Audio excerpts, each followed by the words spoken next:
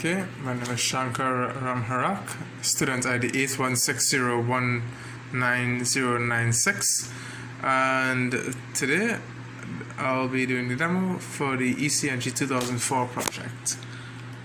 Now, first thing I have to do is the first objective is, according to the sheet, with the aid of illustrations, explain how pulse counting was utilized in the development of the digital frequency meter. So, this is my pulse counter's code, modular N counter, sorry. And if you go to the FSMD, and I look at the RTL schematic, please disregard that, that was from an earlier experiment. In the RTL schematic, it's divided into the control part and the data part. And just trying to get some more room here. If you go into the data part, excuse me, I'm just trying to maneuver on the screen. I'm not accustomed to this. If you maneuver around, we can see, okay, the modular 10K counter, and excuse my thing for glitching, there we go.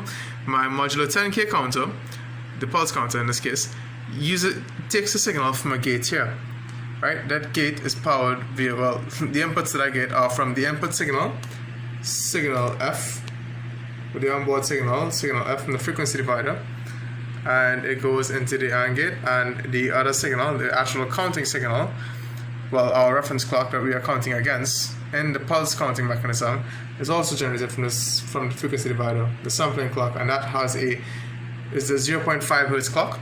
So this gate, essentially this gating mechanism, counts on the pulse counting principle. As you have an input signal, as soon as the input signal and the sampling signal, the sampling clock, the 0.5 Hertz clock, are both high, this increments and it drives the 10K counter. And it repeats this and that's how it achieves pulse counting for this design. And it updates the modular 10K counter until 10K is reached. At least that's the maximum. That is the limitation. This design does not go beyond 10K. It counts anywhere within 0 Hertz to 10K Hertz via this pulse counting mechanism. Counter's code,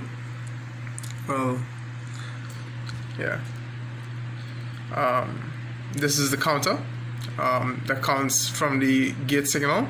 So basically it takes an input at the clock from the gate, and when count enable, I actually didn't use count enable. My design is a bit different. I didn't explicitly have a count enable because it's controlled more or less by the control part. My design has 5 variables, each of them responsible for a digit on the hex display, 0 to the 4th digit. And this first number, that 1 there, indicates decimal point, and the rest of them don't have decimal points. This is the least significant digit, hence the decimal point. It's placed after that digit. And it works on a principle where as soon as it gets a clocked event, it increments the digits in a cascading manner, as you can see here, starting from the least significant, going up all the way to the most. And the system functions like this, right? So when you have digit 0 here, right, and it's counting, if it reaches its maximum value denoted by that hex digit, the 1001 part, that hex part there, disregarding the first one for the decimal point, it increments. These things obviously respond to the respective digit. So for example, for 0, if we go all the way down, we see it'll count until 1 unless the maximum is reached, in which case it resets. And that does that for the rest of the digits as well. It's most easily seen in the RTL schematic how this functions. If I just pull it up really quick, I'll pull it up back. If you go into the modular 10K counter, we can see it is actually a system of cascaded counters. 1, 2, 3, 4, 5. So we zoom all the way out and we count. These are all the counters connected. 1, 2, 3, 4, 5. 1, 2, 3, 4, 5. That is my pulse counting. This is a 10 Hz test. As you can see, 10 Hz is displayed. Test, we'll be testing 2 Hz. As you can see, we measured 2 Hz. We are testing a 60 Hz signal.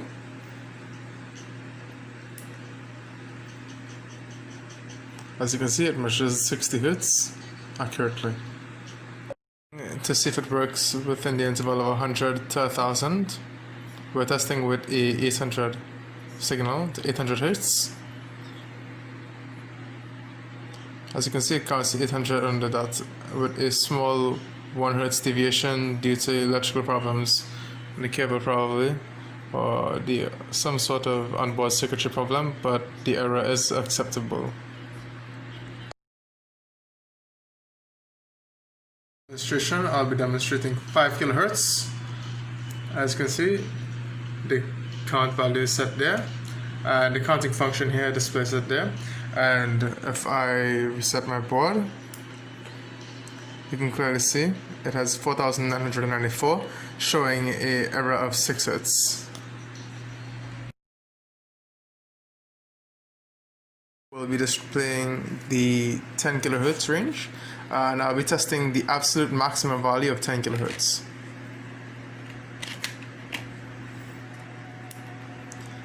As you can see, I have 25 Hz of error. As you can see, the code for this is displayed in the frequency divider. Please excuse the music, that's my neighbor. As you can see, the signal F count, which is my onboard signal, here, is set 0 to 400, and I also have it here in the counting function.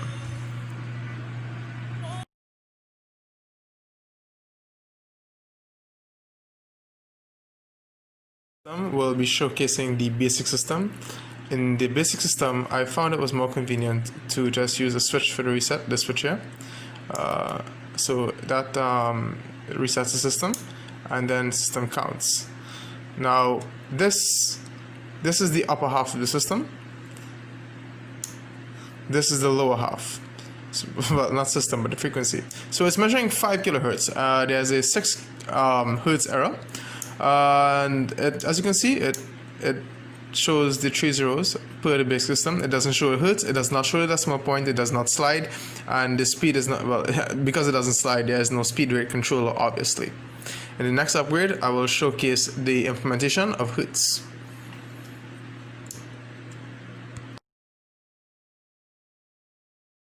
Upgrade, we implemented the Hertz feature, HZ, and for this I will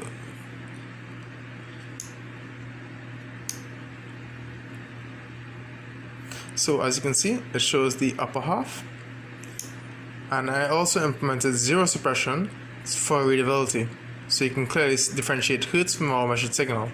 So as you can see, EHC is implemented there, and if I go to the upper half, is the rest of the signal. So this is 5 kHz.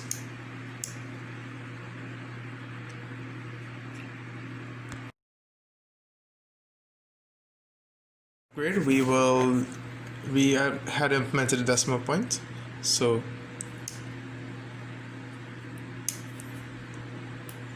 in this upgrade I also implemented the use of the push button for reset. So the select display still works, we can still toggle, but now if we toggle the display, we see the decimal point after the least significant digit, and our zero suppression as well as Hertz.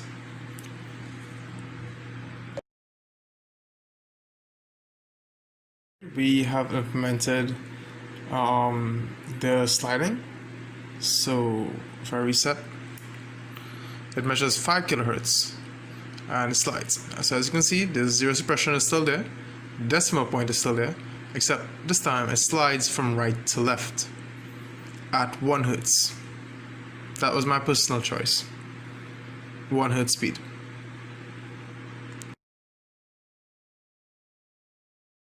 This is demo objective number 3. Again, there's my ID, and there's my system. So, I guess that's the best I can do.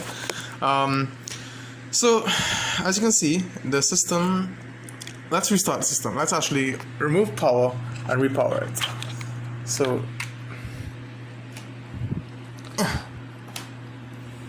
when it first starts, it does nothing.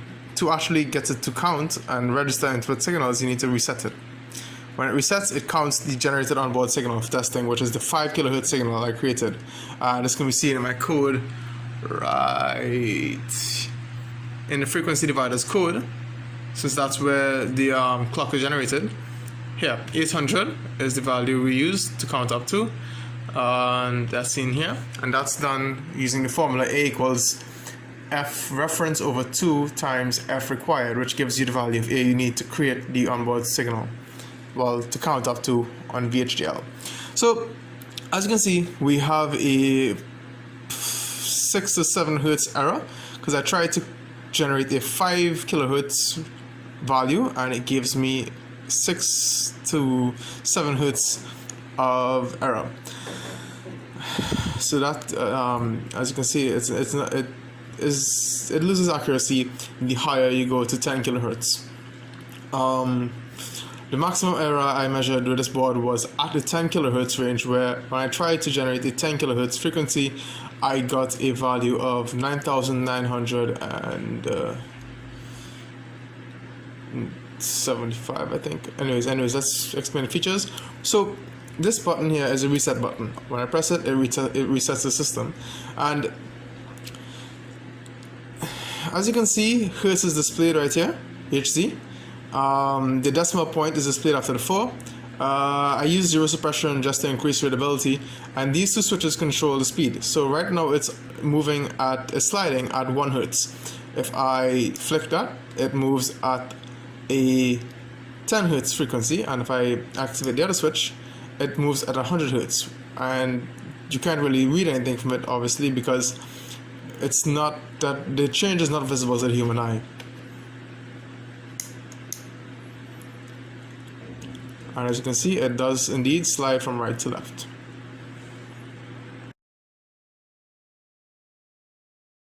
Demo, as you can see, I have my board set up, and it is set with the full system. So if I reset, it slides from right to left pretty cleanly. And for the end demo, to get it to slide from left to right, I simply change how I shift my bits. So as you can see here, currently I have 29 down to 0 padded in front, and then 39 down to 30 at the back. This rearranges to give the clean right to left sliding you see here. And on the bottom, I output the 34 to 15 bit. This configuration was done through readability. I didn't choose 39 to 4-digit bound. 39. Sorry, I'm getting a bit flustered. I didn't choose 39 down to 20 because I found it was more readable. It looked cleaner this way using this methodology. So to get it to shift from left to right, all we do is we just change the order how I move the bits. So 9 down to 0 in front, and put the rest of it up. So it's essentially like shifting. So it's essentially, if you have this amount of bits, you take one portion here, and previously I was shifting this here. However, now we are taking this portion here and moving it in front to give the effect of sliding this way. So let's just implement the code real quick.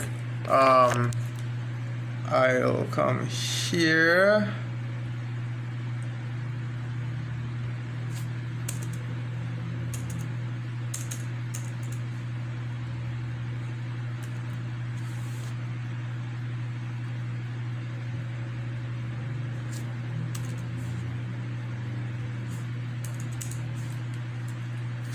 and I'll just go to select top one, come all the way down. Oh, pardon, yeah, this is my ID. Come all the way down and implement design, and wait a bit for that.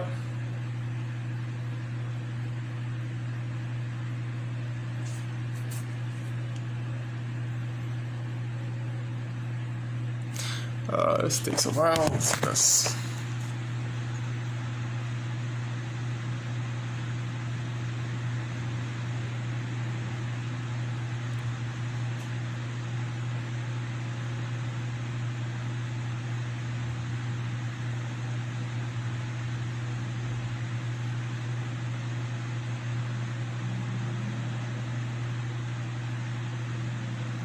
it should be noted, my shifting, I moved 2 bits at a time because it gave me clear readability that in this configuration. That's why it could have been done 1 bit at a time. 1 digit at a time. I just prefer this method.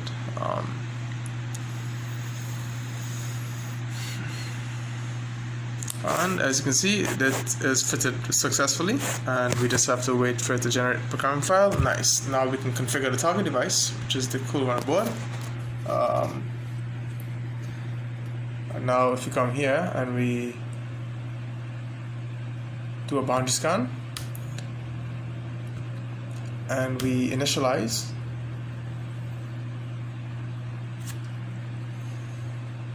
go back, erase and program. As you can see, it's executing and the board is linking, and now it has the new configuration uploaded. And if we reset, as you can see, it shifts the other way now. Not really that neat, but it does move from left to right now. And that was my demo.